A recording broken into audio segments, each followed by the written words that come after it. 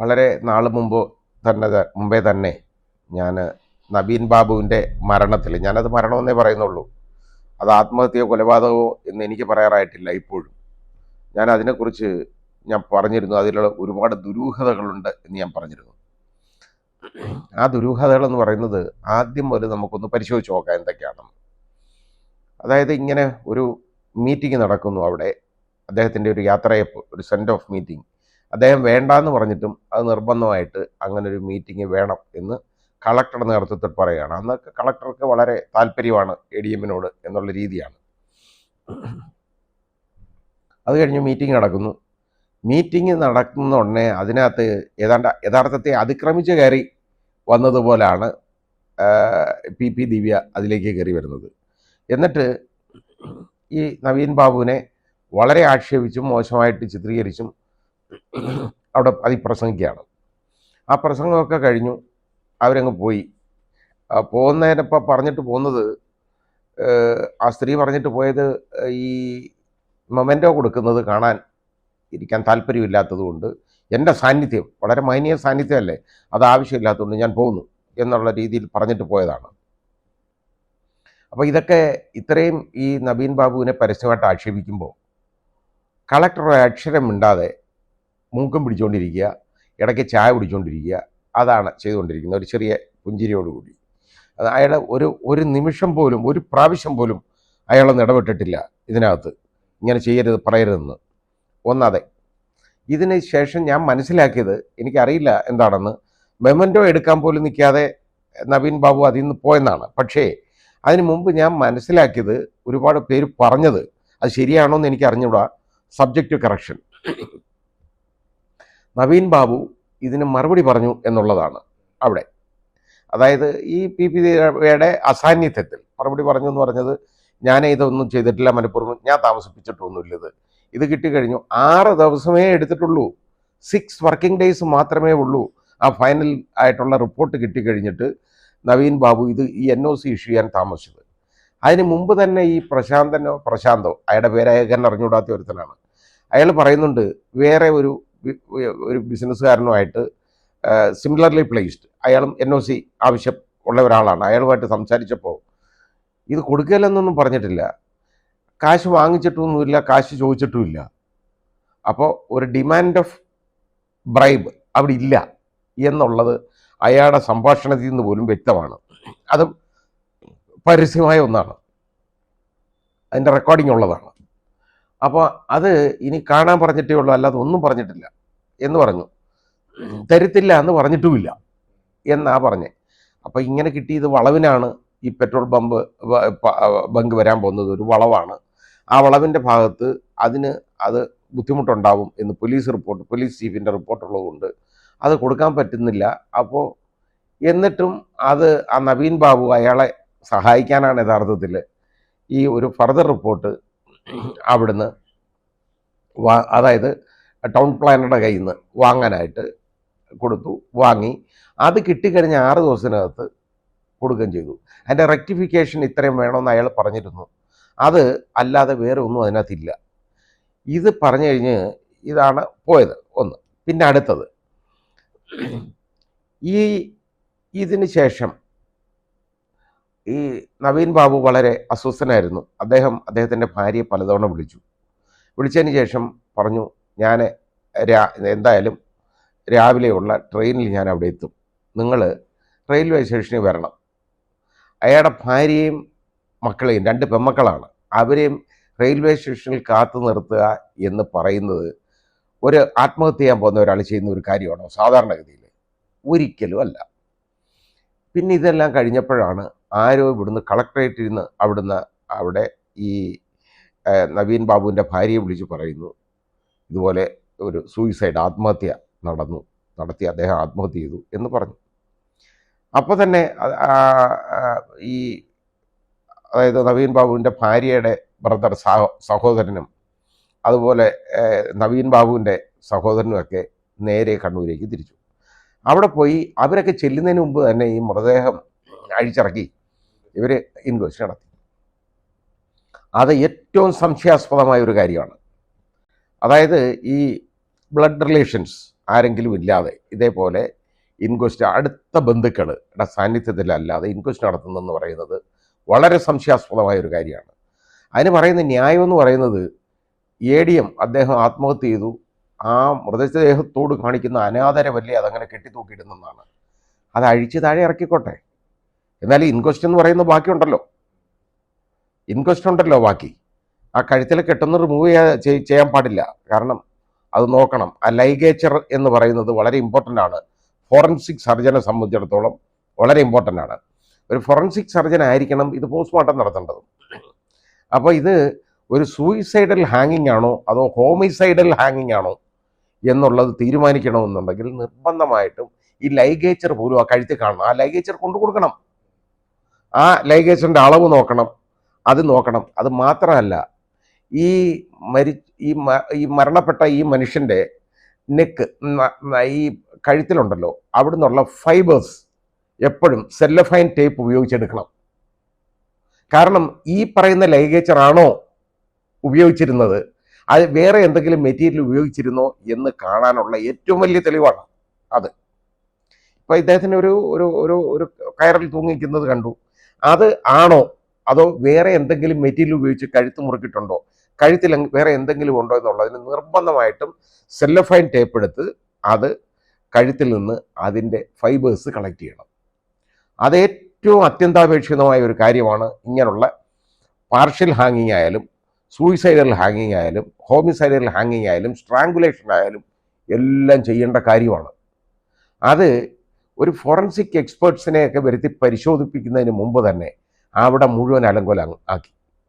യഥാർത്ഥത്തിലെ blood relations, ഒന്നിൽ parents അല്ലെ sisters അല്ലെ ബ്രദേഴ്സ്, ഇതുപോലെ അല്ലെ മക്കൾ, ഇവരാരെങ്കിലും അല്ലെങ്കിൽ സ്പൗസ് ആരെങ്കിലും വേണം.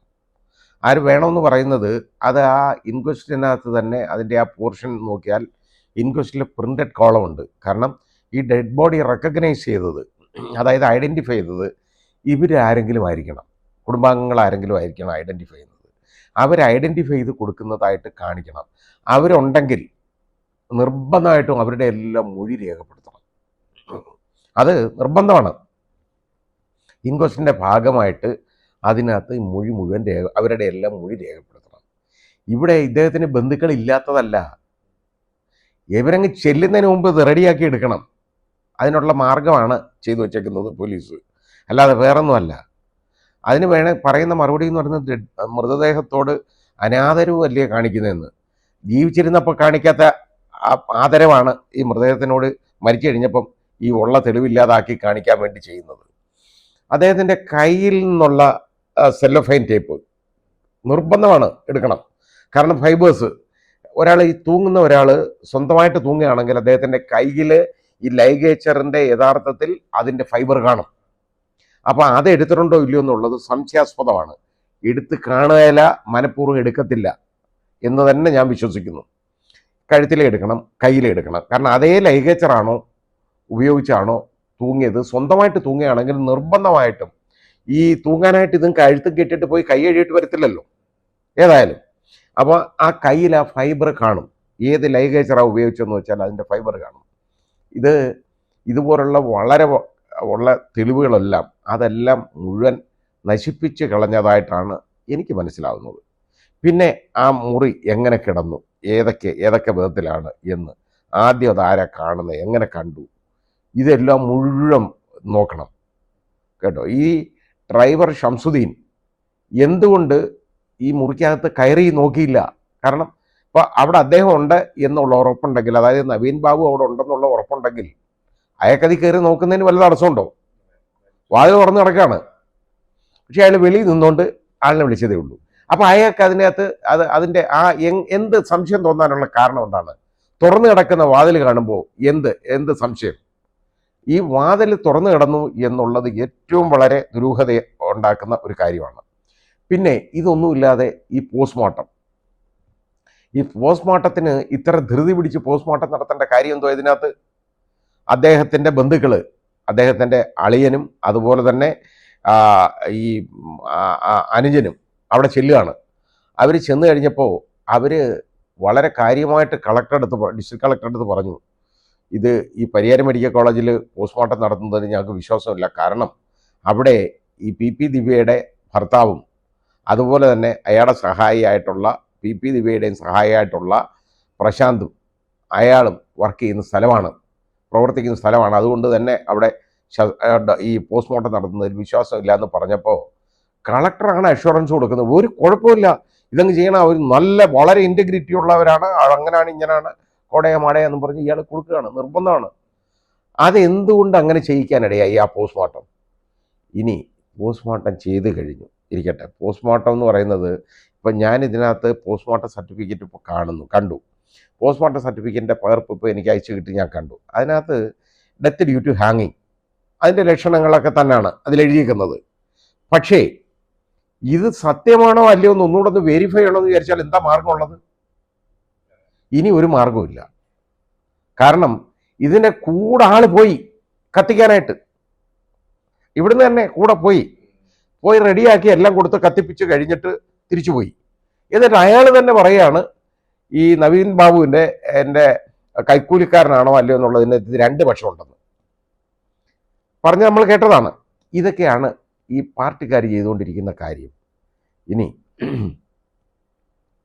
ഇത് നമ്മൾ ആലോചിക്കേണ്ട, അതായത് ഒരു കാരണവശാലും ഇങ്ങനെ ഇതുപോലെ, അതായത് ഒരുപാട് ആളുകളുമായിട്ട് വലിയ ബന്ധം പുലർത്താത്ത ഒരു മനുഷ്യനായിട്ടാണ് ഈ നവീൻ ബാബുവിനെ കുറിച്ച് മനസ്സിലാക്കിയത്. കാരണം ഒരു അല്പ അന്തർമുഖത്വമുള്ള ഒരാളാണ്, സത്യസന്ധനായ ഒരു ഉദ്യോഗസ്ഥൻ, നേരെ പോകുന്നുള്ള കാര്യം മാത്രമാണ്, ആവശ്യമില്ലാതെ സംസാരിക്കുന്നതല്ല അദ്ദേഹത്തിൻ്റെ സ്വഭാവം. അങ്ങനെയുള്ള ആളുകൾക്ക് ഭാര്യയുടെയും മക്കളുടെയും വളരെ സ്നേഹമായിരിക്കും, എപ്പോഴും അത്ര അടുപ്പമായിരിക്കും. അങ്ങനെയുള്ള ഒരാൾ ഈ ഭാര്യയും പെമ്മക്കളും റെയിൽവേ സ്റ്റേഷനിൽ കാത്തു നിൽക്കാൻ പറയുമോ?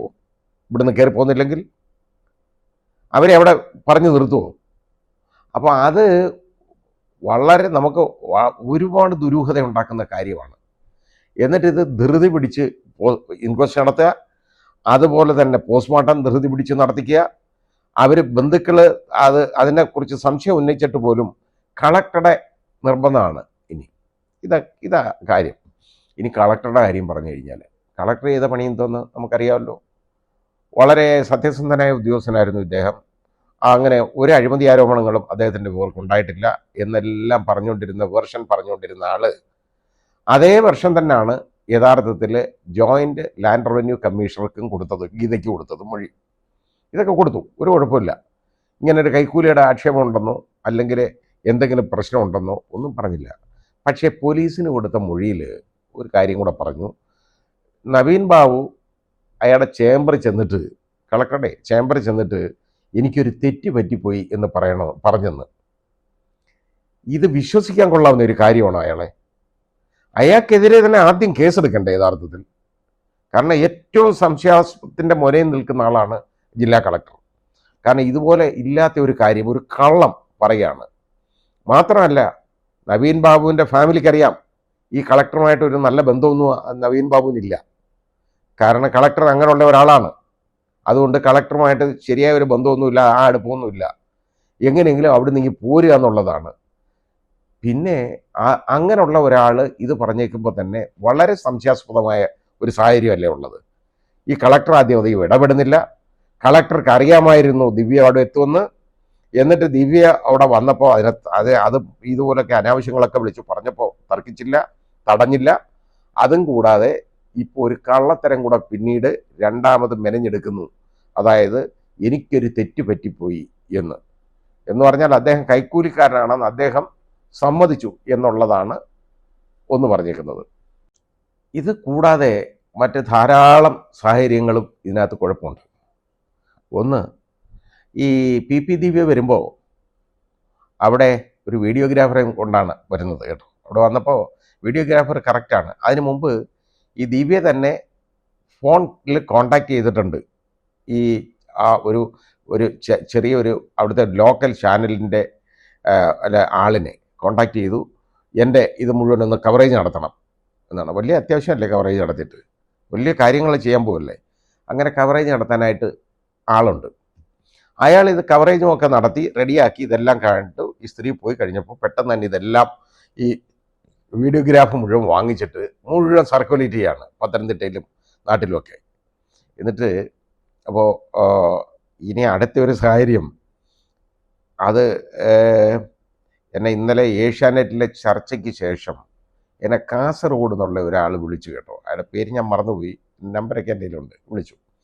വിളിച്ച് എൻ്റെ ഇതിലെ ലാൻഡ് ലൈനിലാണ് ഇവിടെ വിളിക്കുന്നത്. വിളിച്ചതിന് ശേഷം പറഞ്ഞു, സാർ പറഞ്ഞതൊക്കെ ഞാൻ കേട്ടു, നല്ലതായിട്ടാണ് പറഞ്ഞത്, പക്ഷെ ഒരു കാര്യം പറയാൻ സാറ് വിട്ടുപോയെന്ന്. ഞാൻ ചോദിച്ചു എന്ത് കാര്യമാണ് എന്ന് ഞാൻ ചോദിച്ചു. അപ്പോൾ അയാൾ പറഞ്ഞ ഒരു കാര്യമുണ്ട്, 2 ദിവസത്തിനകം നിങ്ങൾ അറിയും എന്ന് പറഞ്ഞാണ് PP ദിവ്യ പോയത്. സാറിനറിയോ 2 ദിവസം കഴിഞ്ഞ് നിങ്ങൾ അറിയുമെന്ന് പറഞ്ഞത്? നമ്മളൊന്നും അറിഞ്ഞിട്ടില്ലെന്നല്ലേ സാർ എന്നാളെ പറഞ്ഞത്? അല്ല, നമ്മൾ അറിഞ്ഞു ഇയാളുടെ മരണം. അതായത് ഈ നവീൻ ബാബുവിൻ്റെ മരണം 2 ദിവസത്തിനകം നിങ്ങൾ അറിയും അതാണ് അവർ പറഞ്ഞിട്ട് പോയതെന്നാണ് പറയുന്നത്. അത് അന്വേഷിക്കപ്പെടേണ്ടതാണ്. എനിക്കതിനകത്ത് എനിക്ക് ഉത്തരവാദിത്വമൊന്നുമില്ല. ഒരാൾ പറഞ്ഞ ഒരു കാര്യം ഞാൻ പറഞ്ഞു എന്നുള്ളത് മാത്രമേ ഉള്ളൂ. ഇത് ഒരുപാട് കാര്യങ്ങൾ ഇനി കൂട്ടി വായിക്കാനുണ്ട് ഇതിനകത്ത്. ഈ പോസ്റ്റ്മോർട്ടത്തിൻ്റെ ഞാൻ ഈ പറഞ്ഞതുപോലെ ഫോറൻസിക് എവിഡൻസ് മുഴുവൻ നശിപ്പിച്ചത്, പിന്നെ അതുകൊണ്ട് മാത്രം തന്നെ ഇത് യഥാർത്ഥത്തിൽ ആത്മഹത്യയാണോ കൊലപാതകമാണോ എന്ന് പറയാൻ പറ്റുന്നില്ല. Postmortem സർട്ടിഫിക്കറ്റിൽ അസന്നിഗ്ധമായിട്ട് വെളിവാക്കിയേക്കുന്നത് it is A death due to ഹാങ്ങിങ് എന്നാണ്. ഡെത്ത് ഡ്യൂ ടു ഹാങ്ങിങ്, സൂയിസൈഡൽ ഹാങ്ങിങ് എന്നുള്ളതാണ് കാണിച്ചേക്കുന്നത്. അല്ലാതെ ബോഡിയിൽ മറ്റ് ഇഞ്ചുറീസ് ഒന്നും, മുറിവുകളൊന്നും ഇല്ല. അത് കാണിച്ചിട്ടുണ്ട് അതിനകത്ത്, അതും ശരിയാണ്.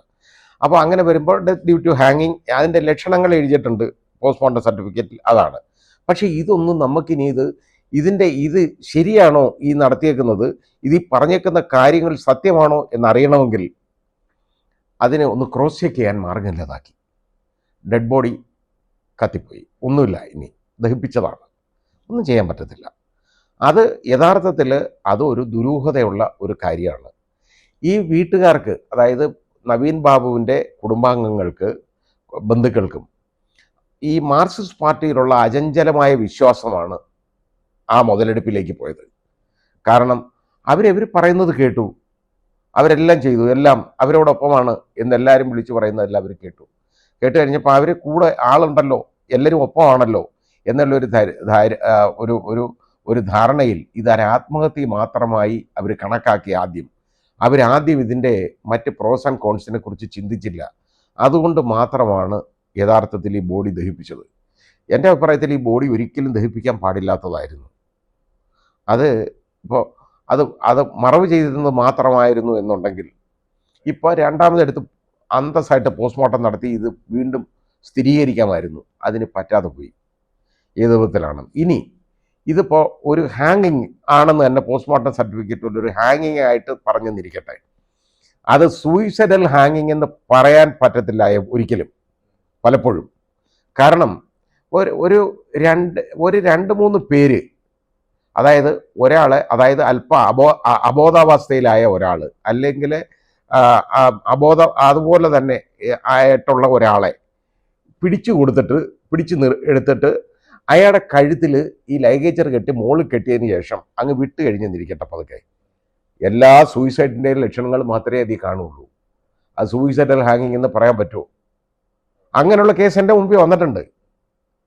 ആ 3-4 പേര് ഒരുത്തനെ നെഞ്ചത്തൊരു വലിയ ഇടി കൊടുത്തു, വരുന്നു ഭയങ്കരമായിട്ട് ഇടിച്ച് അവൻ മറിഞ്ഞു വീണപ്പോൾ അവന്മാർ 4 പേരൂടെ താങ്ങി എടുത്ത് കൊണ്ടുവന്നിട്ട് അവൻ്റെ കയ്യിൽ തന്നെ ഉരിഞ്ഞെടുത്തിട്ട് 2 പേര് നിന്ന് പിരിച്ചു.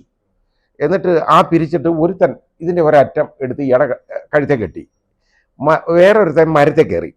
ആ മരത്തെ കയറിയിട്ട് അതിൻ്റെ ഒരു കൊമ്പിലോട്ട് പതുക്കെ നേരെ ഇവർ ബോഡി പൊക്കി കൊടുത്തു. അതിൽ കെട്ടിയിട്ട് അങ്ങ് വിട്ടു.